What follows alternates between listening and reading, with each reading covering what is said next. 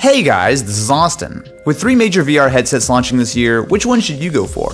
To kick things off, let's take a look at one of the biggest products at the show, the Oculus Rift. Only a couple weeks away from release, I got to try a couple games on it, Chronos by Gunfire Games and The Climb by Crytek.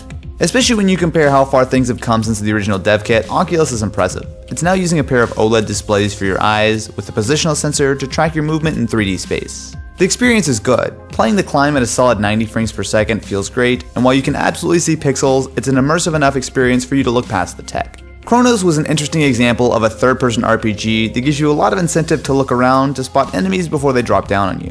For a $600 headset though, the Oculus doesn't feel too premium. It's adjusted with Velcro straps, and while it works if you wear glasses like me, it's not the easiest to get on and off. The Xbox One controller that's included with the Rift works fine for most games, but when the touch controllers ship to give you full hand control in the game, that should help a lot.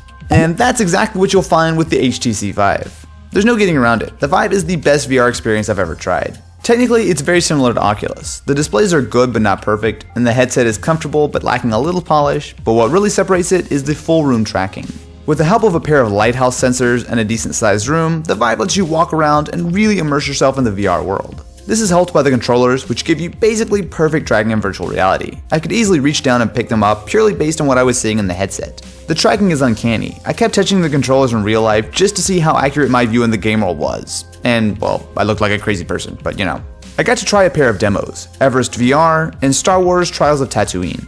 Thanks to the beastly dual Titan rig NVIDIA was using to run demos, this was a clear step up graphically over some of the other games I tried, and being able to use the controllers paired with walking through the room is a massive advantage in immersing yourself in VR. We couldn't record the actual gameplay, but when you get too close to the real life wall, a transparent grid shows up in the game world to keep you from running into things. It works pretty well. My favorite demo was Star Wars. I won't spoil it too much, but you get to fix the Millennium Falcon and use a lightsaber to fend off a wave of stormtroopers. The thing that really blew me away was the detail. I kept putting my face right up against things just to appreciate how incredible everything looked. As amazing as the Vive is though, the need to have that dedicated space makes it really impractical compared to the others, but that doesn't keep it from being absolutely badass.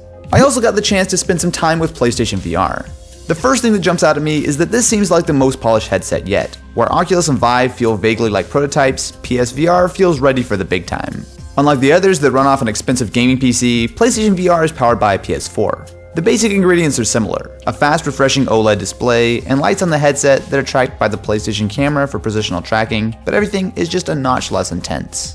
The screen is lower res, and the games aren't quite as graphically polished as on Oculus and Vive, which should be no surprise. The PS4 and PSVR combined cost less than the gaming PC you need to run the others, not even counting the price of the headsets. I'd say the experience is 80% as good too. It feels very similar to Rift as it's meant to be played seated, and while the lower resolution means you're losing some much needed detail, this is by far the most practical VR setup for most people. Each headset is solid, and they each have a unique selling point. The Oculus is right there with the Vive as far as quality goes, while being far easier to set up. With the HTC Vive, you're getting the closest thing to a holodeck I've ever tried, but it's expensive and impractical. PlayStation VR might be the best middle ground. It's far cheaper while delivering a solid experience without needing an entire room to enjoy.